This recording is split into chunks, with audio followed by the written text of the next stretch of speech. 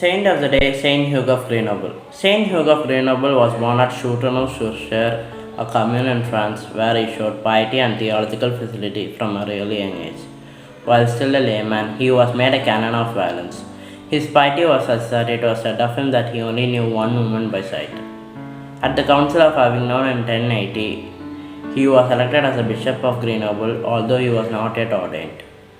The See of Grenoble had fallen into a very poor state, and Hugh was elected as its Gregorian renovator.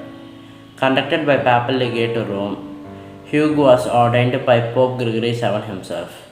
Upon his return, he immediately set to the task of reforming abuses in his new diocese.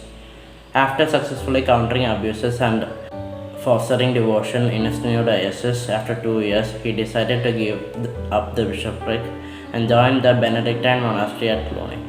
However, the Pope ordered him to continue his episcopal work. For the remaining of the 11th century, his episcopalate was marked by strife with Count Guillaume III of Alban over the possession of the ecclesiastic lands in Gracie-Warden, a valley in the French Alps. Hugh alleged that Count had illegally taken the lands from the bishopric of Grenoble with the help of Bishop Malon of Grenoble.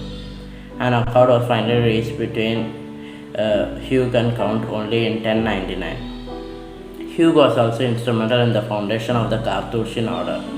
He received Bruno of Cologne, perhaps his own teacher, and 6 of his companions after he saw them under a banner of 7 stars in a dream. He installed them in a snowy and rocky alpine location called Chartres.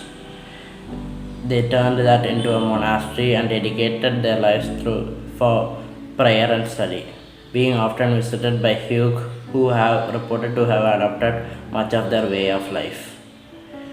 Hugh was canonized on 11th April 1134, only 2 years after his death, by Pope Innocent II. His feast day is celebrated on 1 April in the Catholic Church.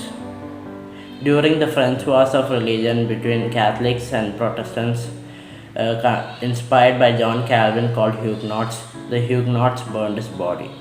Thank you.